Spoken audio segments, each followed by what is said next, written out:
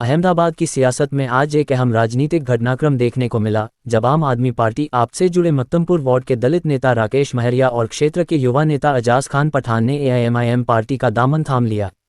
इस मौके पर एआईएमआईएम गुजरात के प्रदेश प्रमुख साबिर काबलीवाला ने दोनों नेताओं का गर्मजोशी से स्वागत किया। उन्होंने कहा कि पार्टी में नए साथियों के जुड़ने से संगठन को और मजबूती मिलेगी और जनता के मुद्दों को और प्रभावी तरीके से उठाया जा सकेगा। राकेश महरिया और अजाज खान पठान ने एआईएमआईएम में शामिल होने के बाद कहा कि वे अब जनता की आवाज़ को मजबूती से उठाने और क्षेत्र के विकास के लिए पूरी ईमानदारी से काम करेंगे।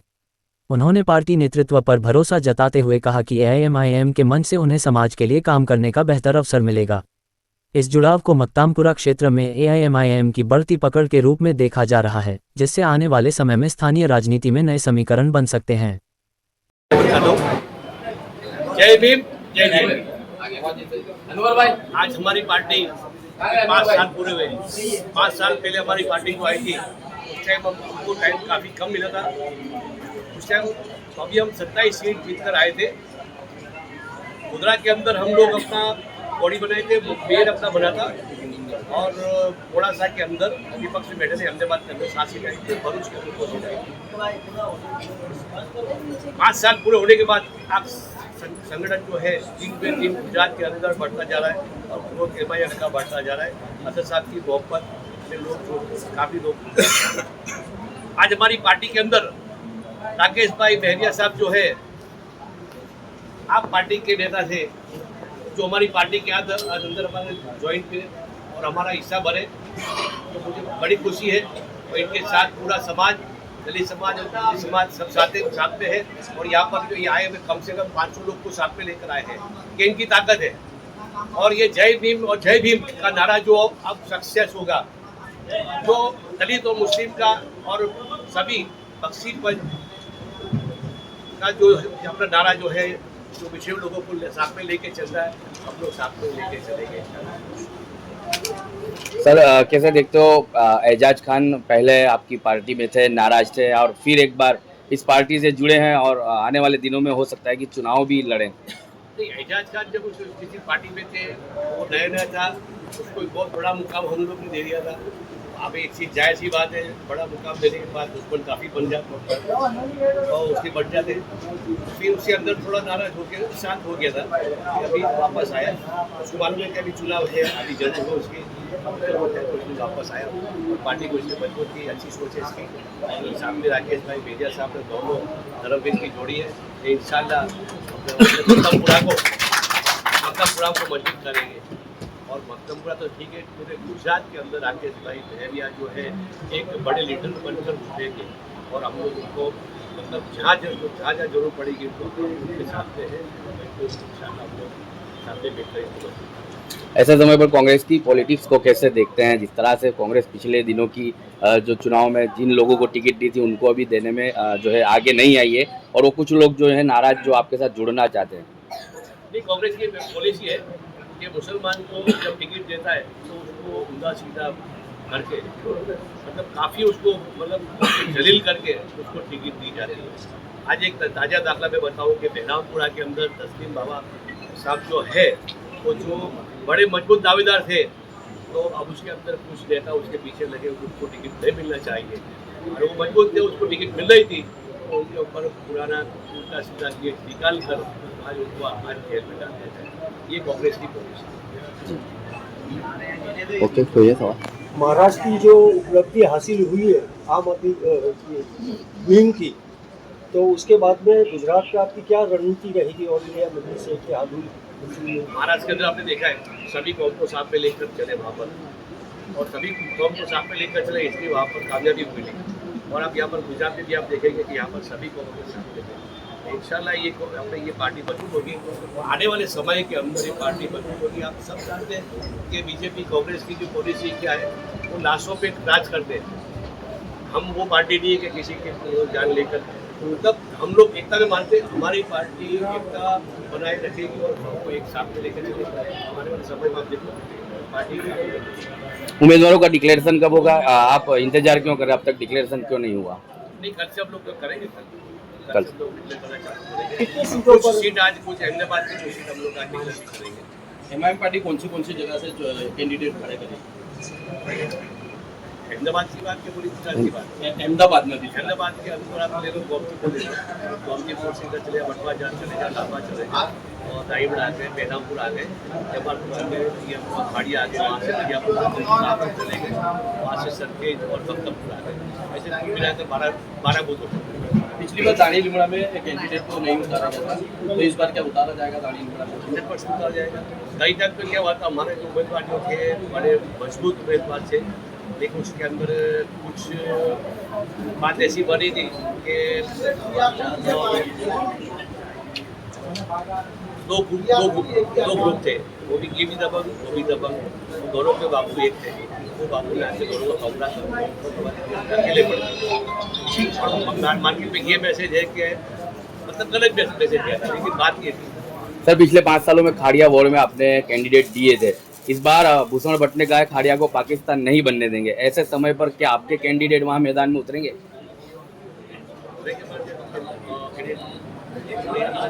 हम पाकिस्तान बनने नहीं देंगे, पाकिस्तान नहीं हम दोनों हिंदू मुस्लिम को सबको साथ में लेकर वहाँ पे एकता का माहौल बनाएंगे। तो आने वाले विधानसभा के समय में वो लोग खुद सामने से बोलेंगे कि यहाँ पर MIM चाहिए।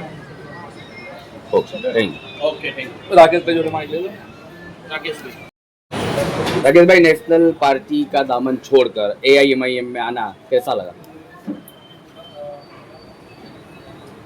AIMIM ના અધ્યક્ષ જે અસદુદ્દીન ઓવૈસી સાહેબ जो है संविधान की बात करते हैं, बाबा साहेब की बात करते हैं, दलित समाज हो, माइनॉरिटी समाज हो, आदिवासी समाज हो, उन सब की बात करते हैं।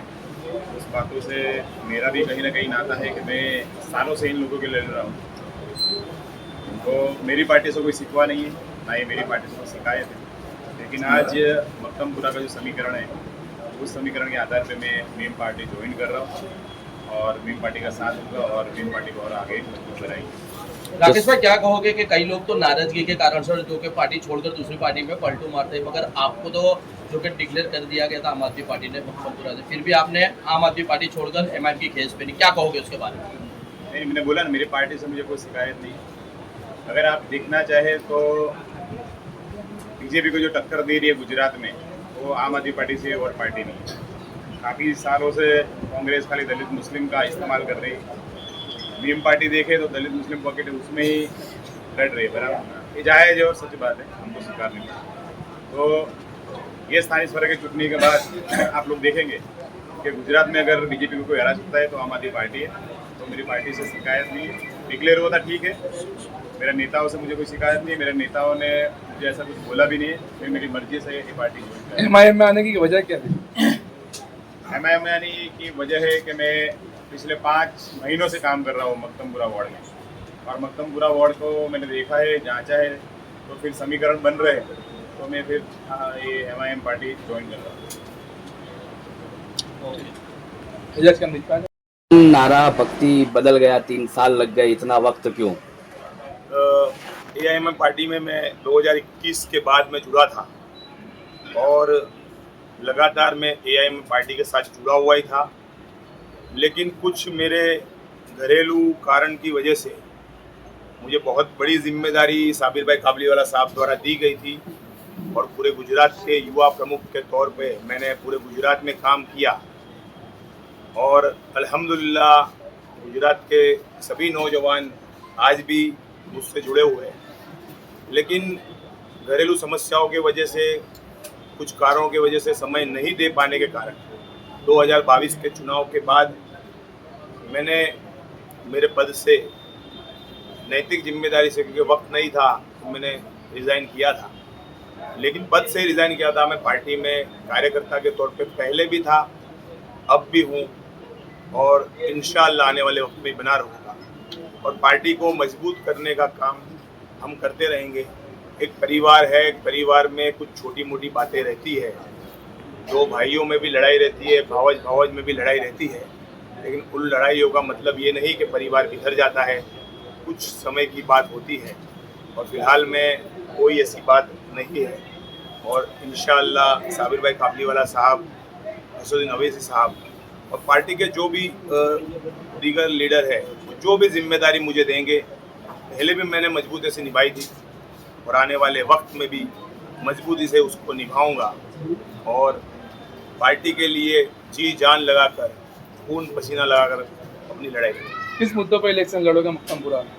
AIMIM पार्टी और हमारे राष्ट्रीय अध्यक्ष बैरिस्टर असदुद्दीन अवैसी साहब पूरे हिंदुस्तान के अंदर जो भी पिछड़े, दलित, आदिवासी, OBC, गरीब सभी लोगों के लिए लड़ाई लड़ते ही है। और यही मुद्दा AIM पार्टी का गुजरात में, और वही मुद्दा हर एक बूथ तक, हर एक इंसान, व्यक्ति तक रहेगा। गुजरात के अंदर हम देख रहे हैं पिछले कई वर्षों से, लगभग पिछले 2-3 वर्षों से डिमोलिशन के मुद्दे को लेकर बहुत ही प्रताड़ित किया जा रहा है। और आइंदा हम देखते आए पिछले समय में लोग घरों को उजाड़ने का काम ये सत्ता में बैठे हुए, सत्ता में चूर लोग कर रहे हैं। एक सरकार का काम यह होता है कि वो सरकार लोगों को उनके रहने के लिए मकान दे, वो उनकी रोजी रोजगार की सिस्टम को बनाए, उनके एजुकेशन की सिस्टम को बनाए, और वही लोग उनको अच्छे से रह सके। लेकिन आज ये सत्ता में बैठे हुए लोग, मैं आपकी मीडिया के तमाम लोगों के माध्यम द्वारा कहना चाहता हूँ, चाहे वो किसी भी धर्म के लोग हो, चाहे वो हिंदू हो, मुस्लिम हो, दलित हो, आदिवासी हो, वो सबकी जमीन छीनने का, सबके मकान छीनने का, सबकी छत छीनने का काम कर रहे हैं। और यही मुद्दा रहेगा आने वाले वक्त में चुनाव के अंदर। और डेवलपमेंट, अहमदाबाद के अंदर जो ट्रैफिक की समस्या है, पूरा विस्तार, अहमदाबाद कहीं भी जाओगे, कोई भी व्यक्ति होगा, चाहे वो किसी भी धर्म का हो, वो ट्रैफिक में फंसा हुआ है। जहाँ पे वो 10 मिनट में पहुँच सकता था, वहाँ पे वो 1 घंटे तक नहीं पहुँच रहा है। यहाँ पे हेल्थ की समस्या है, यहाँ पे सरकारी अस्पताल में ठीक से काम नहीं चल रहा है। उसके अलावा एजुकेशन यहाँ पे इतना न्यूनतम हो गया है कि ड्रॉप आउट रेशियो बहुत बढ़ गया है। और मुस्लिम विस्तार और दलित विस्तार में तो एजुकेशन की सिस्टम ही नहीं है। उसके अलावा आप जब कभी भी कोई मुस्लिम, दलित, आदिवासी या OBC विस्तार के मत क्षेत्र में आप मीडिया वाले जाते ही और जाओगे, तो जैसे ही आप उस रास्ते से एंटर होगे तो वहाँ पे आपको बड़े बड़े कचरे के ढगले मिलेंगे। और आप वहाँ पे बोर्ड देखोगे बाहर की तरफ, स्वच्छ भारत अभियान, वहाँ पे आपको रोड रास्ते नहीं मिलेंगे। एक सीधी सी बात है, वहाँ पे सिर्फ आपको मिट्टी मिलेगी। वहाँ पे आपको देखोगे स्ट्रीट लाइट नहीं मिलेगी। आज भी ग्रामीण क्षेत्र जैसी परिस्थिति चल रही है। एक तरफ बात चल रही है कि विकसित गुजरात के मॉडल पे पूरे देश में लड़ाई चल रही है, लेकिन सबसे बड़ी बात यह है कि गुजरात के अंदर हम देख रहे हैं कि ये सारे दलित, मुस्लिम, आदिवासी पिछड़ों के विस्तारों को अलग बनाया जाता है। दक्षिण पश्चिम जोन जहाँ पे मैं रहता हूँ, वहाँ के अंदर जुआपुरा, सरखेज और ये विस्तार आता है। तो आप एक तरफ सिंधु भवन का रोड देख लीजिए और SG हाईवे देख लीजिए, और जैसे ही SG हाईवे से इस तरफ आएंगे तो आप जुआपुरा, सरखेज का और मकरबा के रोड रास्ते देख लीजिए, जहाँ पे रोड ही नहीं है, जहाँ रास्ते ही नहीं है, स्ट्रीट लाइट नहीं है। आज भी अहमदाबाद में पानी के टैंकर चल रहे हैं, पानी की समस्याओं के लिए लोग जूझ रहे हैं। तो इन तमाम समस्याओं के समाधान के लिए AIMIM पार्टी, हमारे प्रदेश अध्यक्ष जनाब साबिर भाई काबलीवाला साहब और हमारे आदरणीय, हमारे ऑल इंडिया के राष्ट्रीय अध्यक्ष जनाब बैरिस्टर असदुद्दीन अवैसी साहब की जो गरीब, पिछड़े, दलितों की जो लड़ाई है, वो लड़ाई में हिस्सेदारी करने का मैं और हमारी पूरी टीम काम करेंगी और हम जी जान लगाकर काम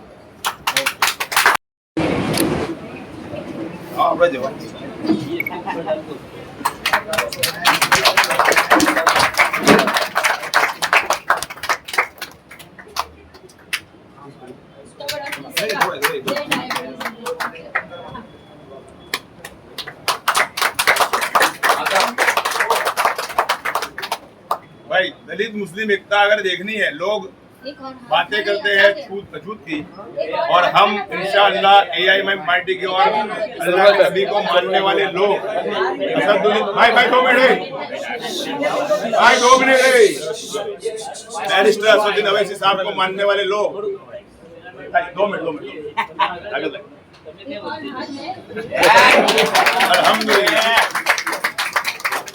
जय भीम, जय भीम।